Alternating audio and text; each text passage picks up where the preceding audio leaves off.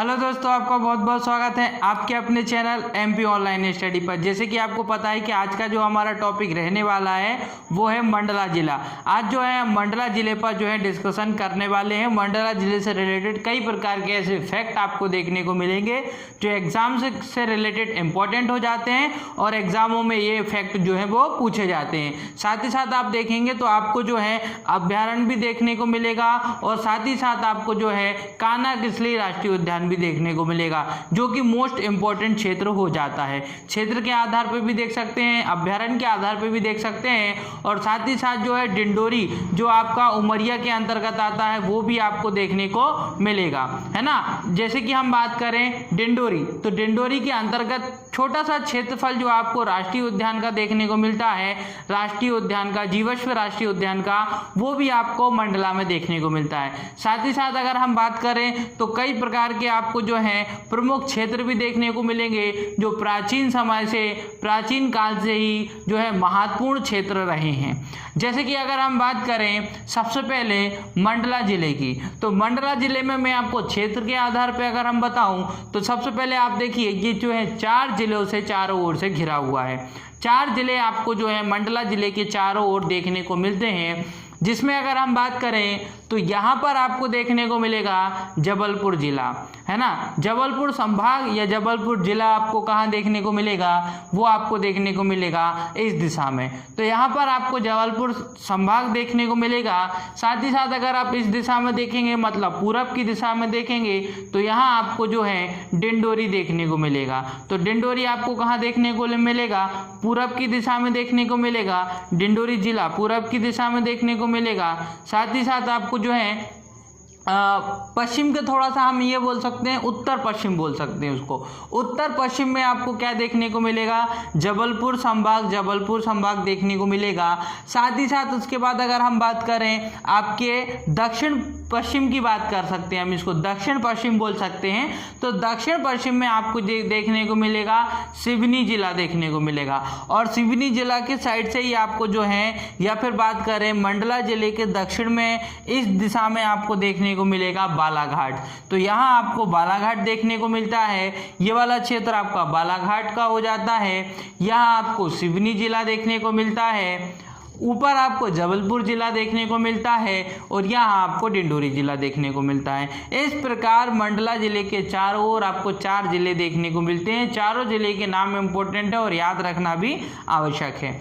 अब बात करते हैं राष्ट्रीय राजमार्ग की। जैसे कि एक राष्ट्रीय राजमार्ग आपको देखने को मिल रहा होगा जो आपका सबसे लंबा राष्ट्रीय राजमार्ग है और इसका नाम है national highway 12A, national highway 12A, है ना, राष्ट्रीय राजमार्ग 12A। तो ये जो आपका राष्ट्रीय राजमार्ग है 12A, ये आपको जबलपुर से देखने को मिलेगा। जबलपुर से होता हुआ ये कहाँ एंटर करता है, ये एंटर करता है मंडला जिले में और फिर मंडला जिले से होते हुए बालाघाट से होता हुआ ये चला जाता है।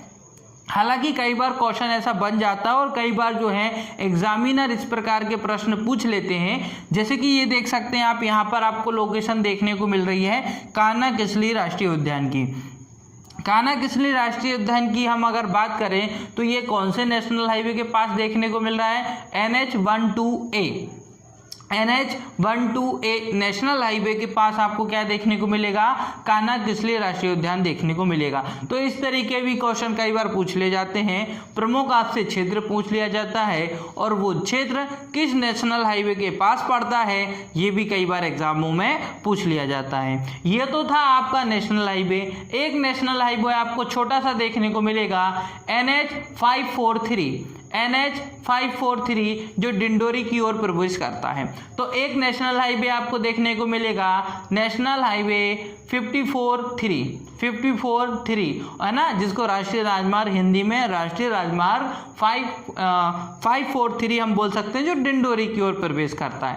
तो इस प्रकार आपको राष्ट्रीय राजमार्ग इसमें याद रखना है। अब हम बात करते हैं प्रमुख क्षेत्र की। तो एक सबसे प्रमुख क्षेत्र आता है, बहुत सारे क्षेत्र आपको देखने को मिलेंगे जिसमें एक प्रमुख क्षेत्र आता है चुटका। चुटका जो है एक मध्य प्रदेश का पहला परमाणु ऊर्जा घर कहाँ बनाया गया है, चुटका में बनाया गया है। तो ये इंपॉर्टेंट हो जाता है क्योंकि जब भी मैं आपको बता चुका हूँ पहला, प्रथम, सर्वाधिक, है ना, न्यूनतम, सबसे पहला, भारत का सबसे पहला, मध्य प्रदेश का सबसे पहला, इस तरीके की जब क्वेश्चन आते हैं तो वो अपने आप में क्या बन जाते हैं, इंपॉर्टेंट बन जाते हैं। उनको याद करना अपने आप के लिए क्या हो जाता है, महत्व की बात हो जाती है। साथ ही साथ हम बात करते हैं कि अगर चुटका की बात करें तो मध्य प्रदेश का ये एक प्राचीन स्थान भी है। प्राचीन स्थान के साथ ही साथ जो है मध्य प्रदेश का पहला, यहाँ पर बात हो रही है मध्य प्रदेश का पहला परमाणु ऊर्जा केंद्र, है ना, या बिजली घर किसी को बात कर रहे हैं तो वो क्या होगा, आपका चुटका हो जाएगा।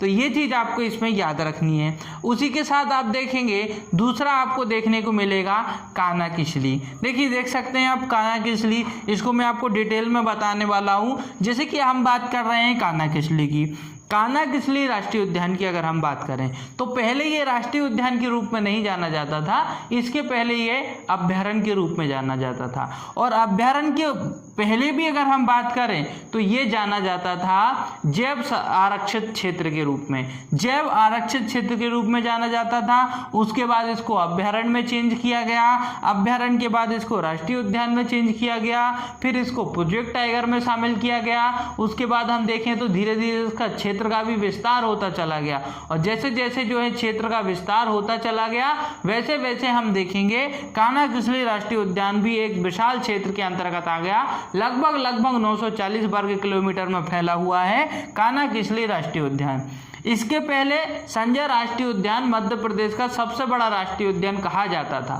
कान्हा किसली राष्ट्रीय उद्यान के पहले मध्य प्रदेश का सबसे बड़ा राष्ट्रीय उद्यान कहा जाता था संजय राष्ट्रीय उद्यान। वो इसलिए कहा जाता था, अब इसलिए नहीं कहा जाता है, उसका भी कारण है।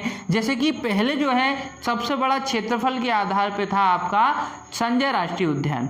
संजय राष्ट्रीय उद्यान जो आपको सीधी में देखने को मिलता है वो मध्य प्रदेश का सबसे बड़ा राष्ट्रीय उद्यान हुआ करता था 1 नवंबर 2000 के पहले, क्योंकि उसके पश्चात क्या हुआ, 1 नवंबर 2000 को मध्य प्रदेश से छत्तीसगढ़ को पृथक कर दिया जाता है और छत्तीसगढ़ को एक नए राज्य के रूप में स्थापित कर दिया जाता है। उसी के साथ क्या होता है कि संजय राष्ट्रीय उद्यान का कुछ भाग छत्तीसगढ़ के साथ जो है अलग हो जाता है, जिसके कारण संजय राष्ट्रीय उद्यान का जो क्षेत्र है वो छोटा हो जाता है।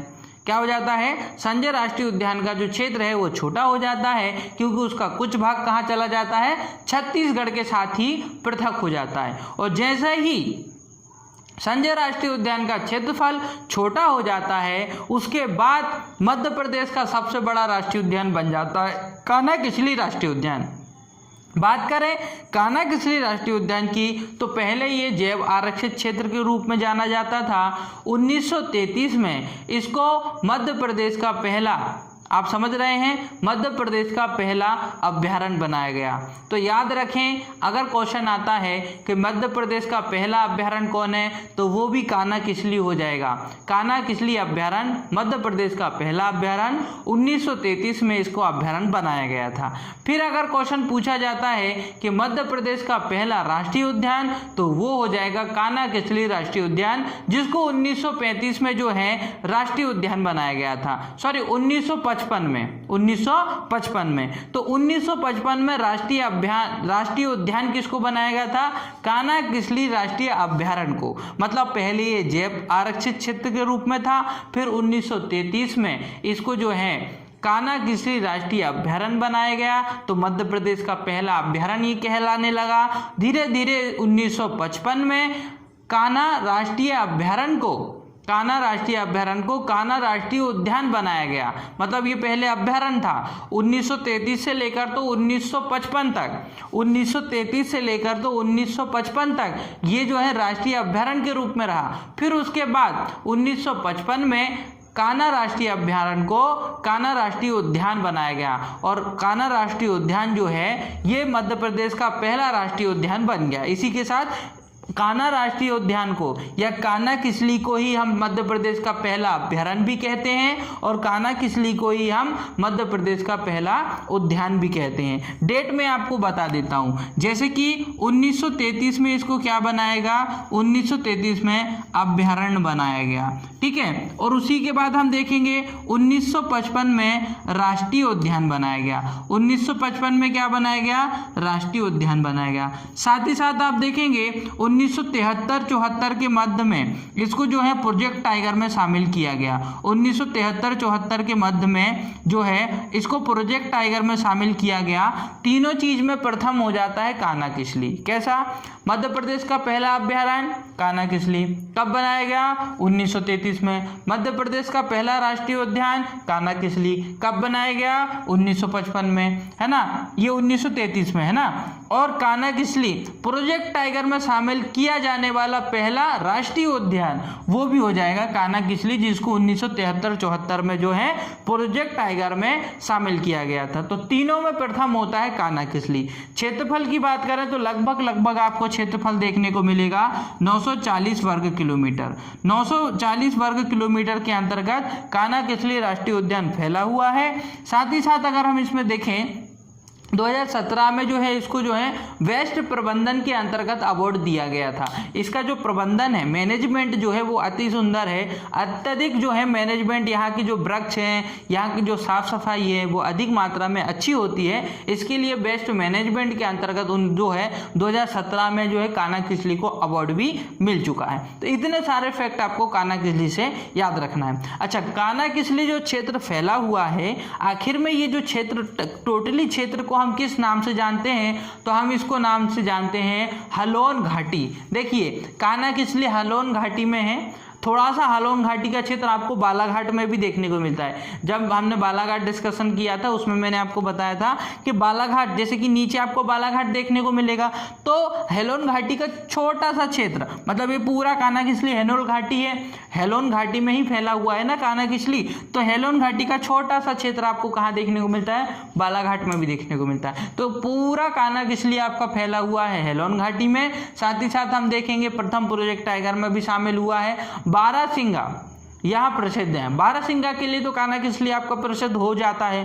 तो कानाकिसली जो है बारहसिंगा भूर सिंह को शुभंकर के रूप में बनाया गया था। शुभंकर के रूप में किसको जाना जाता है? यहाँ पर बारहसिंगा को जाना था। फेमस है बारहसिंगा के लिए, है ना।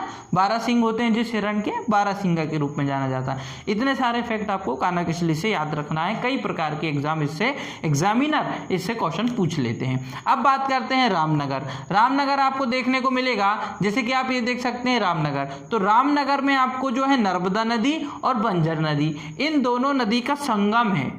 नर्मदा नदी और बंजर नदी, नर्मदा नदी और बंजर नदी को ही जो है रामनगर के रूप में जाना जाता है और इस क्षेत्र का नाम फेमस हो गया रामनगर। तो रामनगर में क्या है इसकी विशेषता? तो इसकी विशेषता है नर्मदा नदी और बंजर नदी का संगम स्थल आपको देखने को मिलता है रामनगर में। साथ ही साथ राजा जो है हरदेश शाह का किला आपको देखने को मिलेगा, इसी के पास में देखने को मिलेगा, नर्मदा नदी के तट पर देखने को मिलेगा। फिर उसके बाद गौड़ों की राजधानी भी ये रहा है। रानी महल आपको देखने को मिलता है, जो कि पाषाण युगीन कालीन महल है, मतलब बहुत पुराना महल आपको देखने को मिलेगा। तो इतनी सारी चीजें भी आपको रामनगर से याद रखना है। जैसे कि मैंने आपको बताया, राजा हरदेश शाह का किला आपको देखने को मिलेगा, राजा हरदेश शाह का आपको किला देखने को मिलेगा रामनगर में, जो नर्मदा नदी के तट पर स्थित है। फिर उसके बाद गौड़ों की ये राजधानी भी रहा है, कौन? रामनगर। तो रामनगर जो है, जो आप देख सकते हैं रामनगर, गौड़ों की ये राजधानी भी रहा है। साथ ही साथ जो है रानी महल आपको यहाँ देखने को मिलेगा, है ना। बेगम महल तो उसके नीचे आप देख रहे हैं, ये देखिए बेगम महल आपको नीचे देखने को मिलेगा, ये है बेगम महल। लेकिन हम रामनगर की बात करें तो यहाँ आपको देखने को मिलेगा रानी महल, दोनों में अंतर है ना। फिर उसके बाद जो रानी महल आप देखने को मिलेगा आपको कहाँ पर? रामनगर में। ये आपका जो है वो पाषाण युगीन महल है। पाषाण युगीन महल है मतलब पाषाण समय का है, बहुत पुराना है। जिस समय पाषाण युग चलता था उस समय का ये महल माना जाता है। फिर सूरजकुंड आपको देखने को मिलेगा, इसके ऊपर आप रामनगर के ऊपर देख सकते हैं, आपको सूरजकुंड देखने को मिलेगा। यहाँ हनुमान जी का एक प्रसिद्ध मंदिर आपको देखने को मिलेगा सूरजकुंड में। सूरजकुंड के ऊपर भी आपको जो है एक क्षेत्र देखने को मिल रहा है जिसका नाम है निवास, और निवास के पास में ही जो है भुगुबा पार्क देखने को मिलेगा। निवास जो क्षेत्र है उसके पास में एक पार्क देखने को मिलेगा, भुगुबा पार्क। हालांकि छोटा सा ये जो क्षेत्र है ये कभी कभी किसके क्षेत्र के अंतर्गत माना जाता है, डिंडोरी का जो है आपका राष्ट्रीय उद्यान है ना, जीवाश्म राष्ट्रीय उद्यान, उसके अंतर्गत भी इसको माना जाता है। तो कभी कभी देखिए ये जो है ना क्वेश्चन इस पे इस तरीके की भी बन जाते हैं। एकमात्र आपको ऐसा जो है जिला देखने को मिलेगा जिसमें 2 राष्ट्रीय उद्यान आपको देखने को मिलेंगे, है ना। एक आपको कान्हा-किसली देखने को मिलेगा और एक आपको देखने को मिलेगा जीवाश्म राष्ट्रीय उद्यान। लेकिन जीवाश्म राष्ट्रीय उद्यान अभी की स्थिति में तो डिंडोरी जिले में है, परंतु उसका कुछ क्षेत्र है ना, जीवाश्म राष्ट्रीय उद्यान का कुछ क्षेत्र आपको कहाँ देखने को मिलेगा, वो आपको देखने को मिलेगा निवास के पास। और निवास के पास भुगुबा पार्क के अंतर्गत ये पूरा क्षेत्र आता है, इसलिए इस तरीके के क्वेश्चन कई बार बन जाते हैं। हाँ, हालांकि ये क्वेश्चन पहले लॉजिकल था मतलब हम बात करें अगर जिस समय डिंडोरी से अलग नहीं हुआ था मंडला, उस समय की बात हो रही है, या मंडला से जो है डिंडोरी अलग नहीं हुआ था उस समय की बात हो रही है। उस समय जो है डिंडोरी का पूरा क्षेत्र किसके अंतर्गत आता था, मंडला के अंतर्गत आता था, परंतु अभी क्षेत्र का विभाजन हो गया है। परंतु कुछ भाग जीवाश्म राष्ट्रीय उद्यान का मंडला के अंतर्गत भी आता है और अधिकांश भाग आपको डिंडोरी में देखने को मिलता है। तो आपको ये सारी चीजें भी फैक्ट याद रखना है कि कुछ क्षेत्र आपको जीवाश्म राष्ट्रीय उद्यान का मंडला में देखने को मिलता है, जो ये वाला क्षेत्र हो जाता है। ठीक है, इतनी चीज आपको जो है इसमें याद रखना है। सूरजकुंड में मैंने आपको क्या बताया, हनुमान जी का प्रसिद्ध मंदिर आपको देखने को मिलेगा। फिर बात करते हैं निवास में बता चुका हूं, भुगुबा पार्क है, जीवाश्म राष्ट्रीय उद्यान का ही कुछ भाग है जिसको हम किस नाम से जानते हैं, भुगुबा पार्क के नाम से जानते हैं। अब बात करते हैं मंडला जिले के बहुत सारे फैक्ट मैं आपको बता देता हूं। गढ़ मंडला साम्राज्य का एक दुर्ग रहा है। ये जो मंडला है, जिस समय साम्राज्य शासन चलता था, जिस समय साम्राज्य चलता था उस समय दुर्ग के रूप में हम इसको जानते थे। दुर्ग के रूप में हम किसको जानते थे, मंडला जिले को जानते थे। साथ ही साथ हम देखेंगे नर्मदा नदी के चारों ओर से घिरा हुआ है, ये नर्मदा नदी के चारों ओर से घिरा हुआ है मंडला जिला। उसी के साथ आपको शनि मंदिर भी देखने को मिलेगा मंडला जिले में। अच्छा, इसको द्वीप के रूप में भी जानते हैं, नदियों का द्वीप किसको कहते हैं, मंडला जिले को कहते हैं। इंपॉर्टेंट क्वेश्चन है, नदियों का द्वीप किसे कहा जाता है, तो नदियों के द्वीप जो है मंडला जिले को कहा जाता है, क्योंकि चारों ओर आपको नदी देखने को मिलती है, बीच में आपको क्या देखने को मिलता है, मंडला जिला देखने को मिलेगा। तो जब चारों ओर पानी और बीच में स्थल, तो उसको द्वीप के रूप में जाना जाता है ना। चारों ओर पानी हो और बीच में स्थल हो तो उसको द्वीप के रूप में जाना जाता है। तो इसको कभी कभी नदियों का द्वीप भी कहा जाता है मंडला जिले को। साथ ही साथ सर्वाधिक बैगा जनजाति आपको कहाँ देखने को मिलती है, मंडला जिले में देखने को मिलती है। जनजाति से रिलेटेड भी कई एग्जाम में क्वेश्चन पूछे जाते हैं, तो बैगा जनजाति मंडला से संबंध रखती है, थोड़ा सा इसको आप याद रखिएगा। मध्य प्रदेश का अभ्यारण्य आपको देखने को मिलेगा, मध्य प्रदेश का पहला अभ्यारण्य और राष्ट्रीय उद्यान कान्हा-किसली बता चुका हूं मैं आपको। जब आएगा क्वेश्चन मध्य प्रदेश का पहला अभ्यारण्य कान्हा-किसली, मध्य प्रदेश का पहला राष्ट्रीय उद्यान कान्हा-किसली, मध्य प्रदेश का पहला प्रोजेक्ट टाइगर में शामिल किया गया राष्ट्रीय उद्यान कान्हा-किसली। तो कई प्रकार के प्रथम में आता है आपका कान्हा-किसली। फिर ब्रेडली प्रजाति आपको देखने को मिलती है, बारहसिंगा की कौन सी, ब्रेडली प्रजाति आपको सर्वाधिक देखने को मिलती है बारहसिंगा की। तो बारहसिंगा की ब्रेडली प्रजाति आपको देखने को मिलेगी, ये आपको याद रखना है। रानी दुर्गावती और रानी अवंतीबाई दोनों से संबंध रखता है मंडला जिला, क्योंकि जबलपुर जिले के पास में है ना। झांसी की रानी की ही ये समकालीन इनको कहा जाता है, रानी दुर्गावती और रानी अवंतीबाई। उस समय थी जिस समय रानी की झांसी की रानी हुआ करती थी, उस समय की ही आप देखने ये दो रानी आपको देखने को मिलेंगी, एक रानी दुर्गावती और एक रानी अवंतीबाई। तो रानी दुर्गावती और रानी अवंतीबाई की बात करें तो ये जो है मंडला जिले से संबंध रखती हैं, है ना। नदियों का द्वीप कहा जाता है मंडला जिले को। लिंगानुपात आपको अच्छा खासा देखने को मिलेगा, 1008 महिलाओं पर 1000 पुरुष आपको देखने को मिलेंगे, जो कि अच्छा है ना। 1008 महिलाओं पर आपको केवल 1000 पुरुष देखने को मिलेंगे, तो लिंग अनुपात अच्छा है आपका मंडला जिले का। फिर बात करते हैं यहाँ का जनघनत्व क्षेत्र आपको कम देखने को मिलेगा, 182 व्यक्ति प्रति 1 किलोमीटर के अंतर्गत आपको देखने को मिलेंगे। तो प्रति 1 किलोमीटर वर्ग किलोमीटर के अंतर्गत, प्रति 1 वर्ग किलोमीटर के अंतर्गत आपको कितने लोग देखने को मिलेंगे, 182 व्यक्ति देखने को मिलेंगे। मतलब जनघनत्व के आधार पर थोड़ा सा कम है, परंतु लिंग अनुपात के आधार पर सही है। फिर बात करते हैं 25 मई 1948 में डिंडोरी जिला पृथक हो गया था। पहले डिंडोरी जिला जो है मंडला जिले में ही शामिल था, परंतु 25 मई 1948 में डिंडोरी जिला जो है इससे पृथक हो गया था। तो इतने जो है ना, ये वाली लाइन आपको याद रखना है। 25 मई 1948 में डिंडोरी जिला इससे पृथक हो गया था, और उसके बाद इसी कारण से जो है, जो थोड़ा सा क्षेत्र आपका किसका, जीवाश्म राष्ट्रीय उद्यान का, वो मंडला में रह गया है, और बाकी का क्षेत्र कहाँ चला गया है, जीवाश्म राष्ट्रीय उद्यान का, वो चला गया है डिंडोरी में। कई बार क्वेश्चन पूछ लिया जाता है कि मध्य प्रदेश का ऐसा एकमात्र जिला बताइए जहां 2 राष्ट्रीय उद्यान आपको देखने को मिलेंगे। तो हम कंफ्यूज हो जाते हैं कि 2 राष्ट्रीय उद्यान तो हमको कहीं पे भी नहीं देखने को मिलते हैं, परंतु कभी कभी उसका आंसर मंडला हो जाता है, क्योंकि पहले जिस समय डिंडोरी मंडला का ही भाग हुआ करता था, उस समय जीवाश्म राष्ट्रीय उद्यान भी मंडला में आता था, और कान्हा किसली राष्ट्रीय उद्यान भी मंडला में ही है।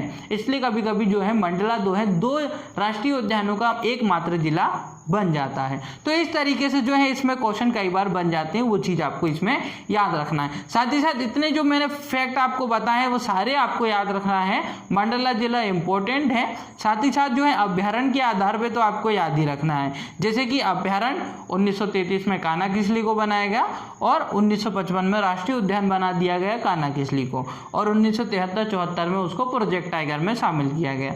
इतने आपको याद, और 940 वर्ग किलोमीटर में क्षेत्रफल में फैला हुआ है।